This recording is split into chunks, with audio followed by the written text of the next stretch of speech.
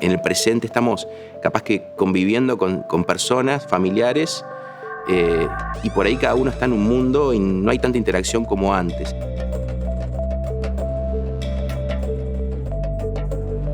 Y las historias tienen eso, ¿no? De que conectan a las personas, las unen. Estas historias nos recuerdan al abuelo que se sentaba en la mesa un domingo, nos contaba una historia y todos con los ojos como el 2 de oro lo mirábamos y le decíamos, seguí abuelo, seguí contando.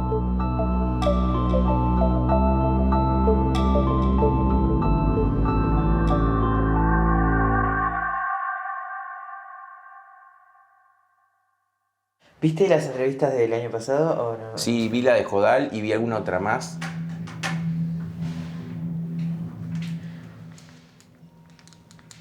Si vieran cómo llegué y cómo estoy ahora, me salvó la vida. Vamos para allá, Guille. Mirá, acá. Acá podría filmar una serie o algo, ¿no? Estos pasillos.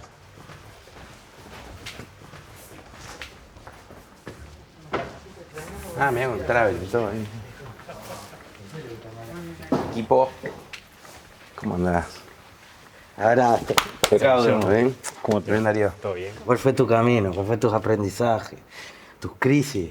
O sea, hasta donde vos te animes a compartir. Sí. Pero es como, ¿cómo Guille llega a ser Guille Loja? El descubrir el mundo del terror se da, o de la ciencia ficción, cuando en la escuela me leían cuentos de Poe, Quiroga, El almohadón de plumas, me acuerdo que salí temblando. Salí como loco, pero temblando de la emoción. Esa es la palabra clave, la Sí, emoción. la emoción. La emoción que generan los aprendizajes. ¿Qué aprendizajes te generaron esa emoción? Que muchas veces trascienden lo contenidista, lo programático, lo formal. ¿Cómo inspirar también al mundo de la educación, también a incorporar otros elementos que por ahí tenemos olvidados? Permite que siga Darío y van ya directamente para las sillas.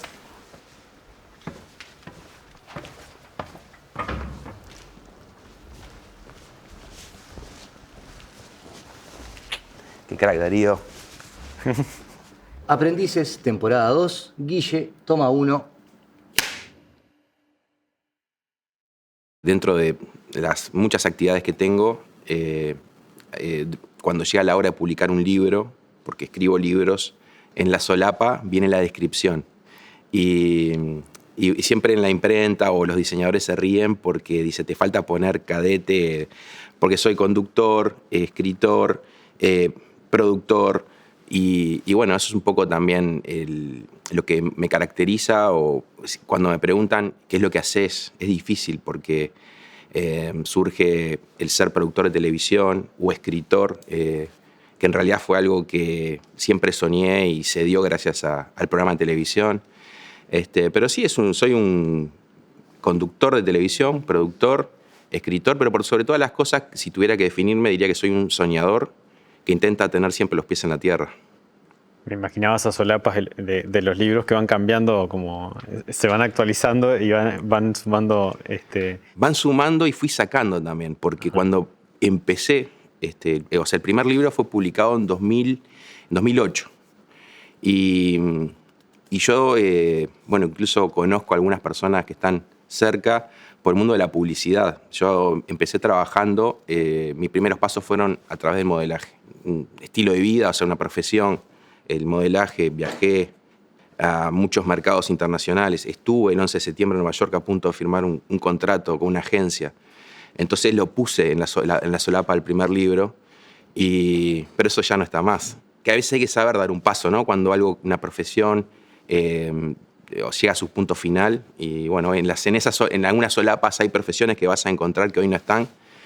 Pero también eso es parte de mi vida, el estar. Todo el mundo me dice que, no voy a decir una mala palabra, pero que tengo hormigas en el trasero, porque estoy todo el tiempo moviéndome y queriendo hacer cosas. Y bueno, por eso siempre pueden aparecer nuevas profesiones, nuevos mundos.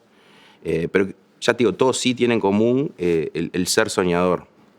¿Cómo es ese momento en el que decidís soltar una profesión o una actividad que estabas haciendo que decís, no lo pongo más? ¿Cómo es ese momento? ¿Cómo fueron esos momentos en los que tomaste esa decisión? Es muy buena tu pregunta porque el modelaje es como mi primer contacto con el mundo artístico, con los comerciales, con algún desfile o campañas fotográficas. Y me iba bastante bien en su momento, pero cuando se abre el mundo de la televisión empecé a trabajar en un programa que iba de la mano de lo que era el modelaje porque era cubrir desfiles, eventos. Pero cuando nace Voces Anónimas, que era un programa de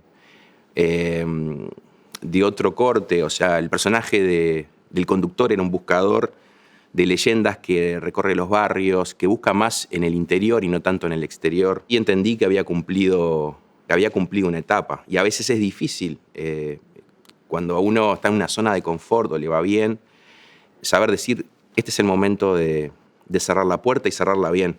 Me fui muy joven al exterior.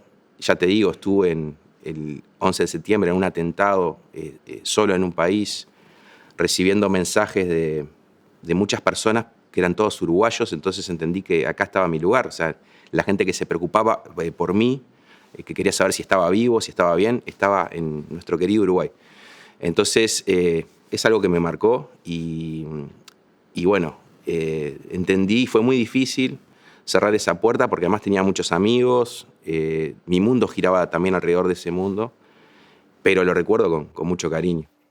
¿Dónde estuvieron esas primeras pistas o dónde estuvieron las diferentes pistas, ¿no? que te fueron llevando hacia lo que haces hoy?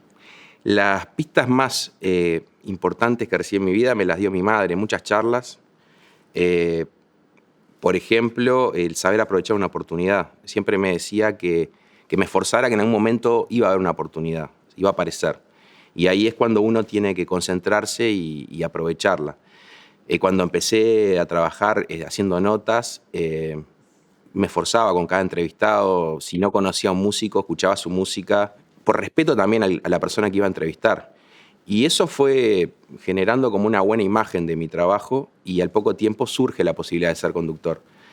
Con Voces Anónimas lo que pasó fue que era una pasión, algo que a mí siempre de chico me gustó. Mi padre, que es veterinario de profesión, recorría mucho el país y yo con 9 años, siempre lo digo, hablaba con mis compañeros de escuela cuando nos daban geografía y yo les decía que conocía los 19 departamentos y quedaban helados porque muchos de ellos conocían 2 o 3. Y yo les decía que es increíble el campo y que en realidad la gente es divina. Y bueno, en esas escapadas al interior que a veces se daban un asado, un fogón, o simplemente ir a charlar una cocina de campaña con un peón, es cuando empecé a descubrir ese Uruguay mágico que tenemos, ¿no?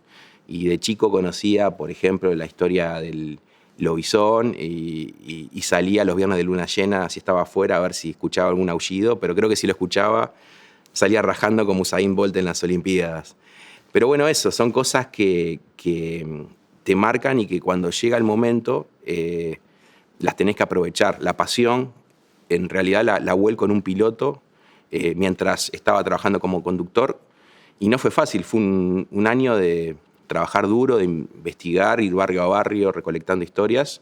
Estuvo en un canal de televisión, el canal de televisión me dijo que no y yo trabajé con un equipo, con camarógrafos, sonidistas y yo pensaba en ellos y dije, bueno, tengo que ir a otro canal a golpear la puerta y bueno, y fui al canal en el que actualmente está saliendo la serie Voces Anónimas y me dieron el ok. Pero yo creo que el secreto está en volcar toda tu pasión.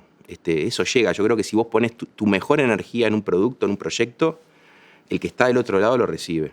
A través de estas historias también vos querés acercar un poco ese campo a tus compañeros que conozcan esos otros 19 departamentos. Y me encantaría, siento que está no olvidado, porque para muchos está presente.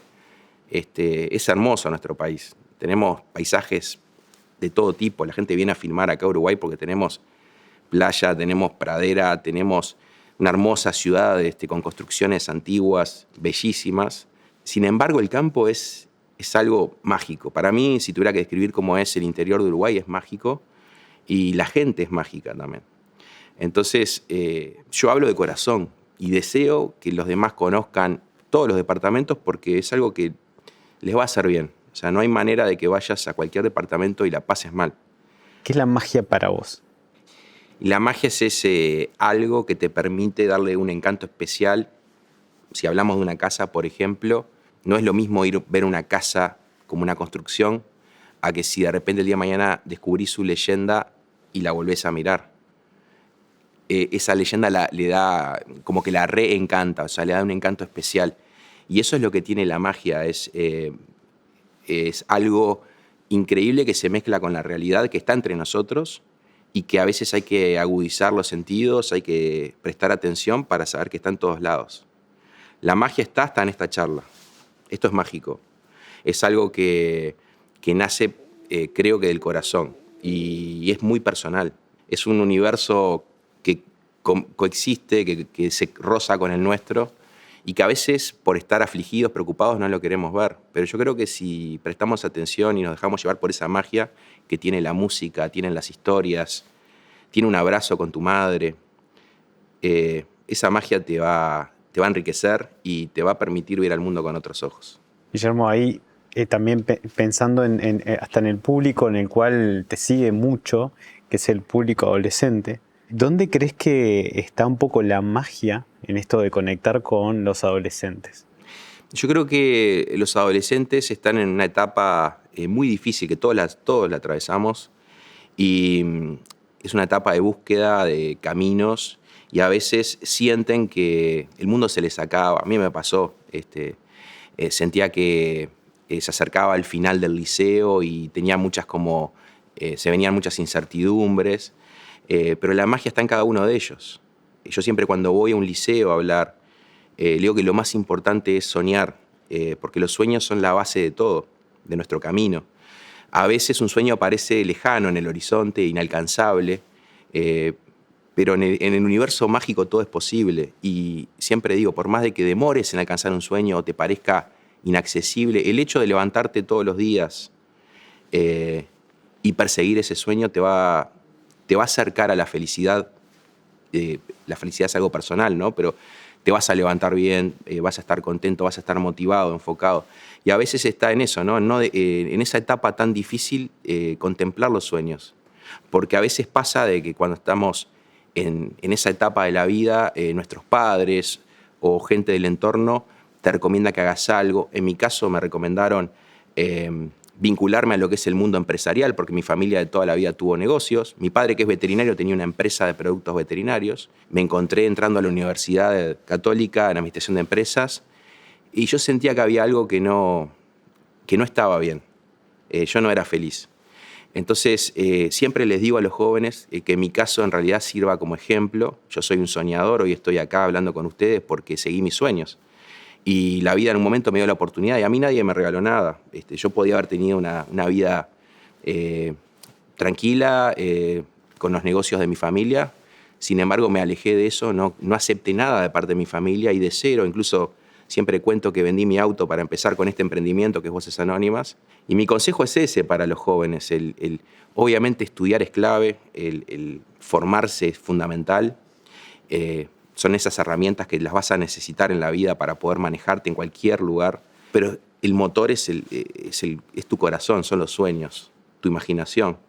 Y yo creo que va por ahí. Me decías al principio de la solapa que vas agregando cosas y vas dejando otras. Bueno, participaste también con Plan Ceibal, generando una novela transmedia. ¿Te imaginaste en algún momento estar también abordando una dimensión educativa en tu obra? Para mí es un gran sueño y en realidad tenía muchas ganas de involucrarme en un proyecto como el que estás mencionando, llegar a todas las aulas con los docentes, el motivarlos, hacerlos sentir parte de algo, el hacerlos sentir parte de este Uruguay mágico, sobre todo a los jóvenes que les gusta, tienen como mucho interés por estos temas, por lo que va más allá del entendimiento de las personas. Es algo muy grande. Y Ramón y después, bueno, Verónica, vos, todo el equipo increíble que hay, los maestros, Pablo. Lo dije, fue una experiencia que superó cualquier tipo de expectativa. ¿Qué te devuelven los docentes? Porque era una voz que no tenías, me parece, como feedback. ¿Qué te dicen los docentes de cuando incorporan tu obra? ¿Qué pasa en el aula? Yo estoy muy agradecido a los docentes. Y a través de la experiencia con Ceibal pude conocerlos más de cerca, por decirlo de alguna manera. Pero yo, una de las cosas que vengo haciendo desde que salió Voces Anónimas y empecé a publicar los libros fue recorrer también todo el país, no solo filmando, sino yendo a visitar algunos liceos, algunos de contexto crítico, otros más grandes. Y la verdad que me sorprende y gratamente la pasión y cómo esos docentes le acercan, en mi caso, este universo de leyendas a los alumnos. Ahora con Plan Ceibal hicimos algunos Zoom en los que nos conectamos, incluso fuimos, en un momento duro, fuimos a un fogón increíble en Guichón, lleno de alumnos, de muchos jóvenes, y fue espectacular. Yo estoy muy agradecido también porque siempre lo digo, si los docentes no atesoran este proyecto, creo que no llegamos ni a la esquina. Son como el nexo entre la idea que se está desarrollando y el público objetivo que es el alumno. Por eso creo que el éxito también tiene mucho que ver con los maestros y los profesores. ¿Qué mensaje también podés dar desde tu obra y a la comunidad educativa, es decir, docentes, familias? Y me parece que estas actividades unen a los docentes con los alumnos y también a las familias, porque sabemos que con este proyecto de Plan Ceibal, el Misterio de Cabo Frío, por ejemplo, en desafioprofundo.org entraban los alumnos, pero también se sumaban los padres. Y me parece que ese tipo de actividades que une a la familia es brillante, es algo que deberíamos conservar, valorar, y por ahí tendríamos que seguir ese camino. Unir más a los docentes con los alumnos, acercarlos y también a los padres con sus hijos, que a veces estamos todos en nuestro mundo con los celulares, cada uno metido en su burbuja, por decirlo de alguna manera. Sin embargo, cuando llega la hora de compartir estas historias, dejan de lado esas distracciones y por ahí están más cerca, ¿no? Porque paradójicamente en el presente estamos capaz que conviviendo con personas, familiares, y por ahí cada uno está en un mundo y no hay tanta interacción como antes. Estas historias nos recuerdan al abuelo que se sentaba en la mesa un domingo, nos contaba una historia y todos con los ojos como el 2 de oro lo mirábamos y le decíamos, seguí abuelo, seguí contando. Y las historias tienen eso, ¿no? De que conectan a las personas, las unen. Y creo que eso es lo increíble que pasó con Plan Ceibal, que notamos que hay muchos docentes que se acercaron de otra manera, de una manera especial y linda a los alumnos, y durante ese proceso en el que tuvieron que escribir y dejar volar su imaginación, los acompañaron. Llegaron relatos increíbles y para mí la mejor manera de hablar de mi trabajo o decir qué es lo que quiero es lo que ellos hicieron. Creo que esa es la mejor respuesta, ver el resultado del trabajo de todo este 2021, de tanto de docentes como alumnos de todas partes del país. No puedo dejar de imaginarme ese Guillermo creciendo en un barrio en donde tiene el Castillo Pitamiglio, un lugar con una atmósfera de misterio muy importante, estudiando en el Crandon, que, ¿no? esa gran edificación que parece un castillo con esa enredadera, ¿no? que tiene una atmósfera también muy especial y una historia. Por otro lado, también una familia que marca un camino. ¿Qué le dice Guillermo hoy a ese Guillermo niño con todos esos estímulos? Es muy linda tu pregunta, porque yo suelo hablar con los diferentes Guillermos. De chico le hablaba a ese Guillermo grande y me imaginaba un Guillermo grande que es bastante parecido al que hoy estás viendo. En un concurso de cuentos, el primero que participé, escribí una historia sobre un investigador que iba a una casa abandonada y terminaba hablando con los fantasmas. No es exactamente lo que hago, pero no solamente que ese fue uno de los pocos cuentos que trascendió en un concurso porque ganó, sino que además creo que tiene mucho que ver con lo que hago y me llama la atención y me encanta saber que escribí ese cuento siendo un niño y que hoy por ahí puedo decir que ese cuento de cierta manera se volvió realidad. No sé si capaz que pensando un poco en ciencia ficción o hay cosas que vimos y ese niño que estaba escribiendo terminó volviendo real una historia, o realmente esa pasión que uno sentía la conservó y en algún momento de su vida la quiso volcar y pudo hacerlo. Sí, creo que es un Guillermo que no sé si es exactamente el que siguió todo un camino, pero sí es el Guillermo que quiero, que de niño quería. Y a este Guillermo grande que hoy le habla al Guillermo pequeño, que le pedía que siguiera sus sueños, que se metiera en casas encantadas, que hablara con los fantasmas, le digo misión cumplida.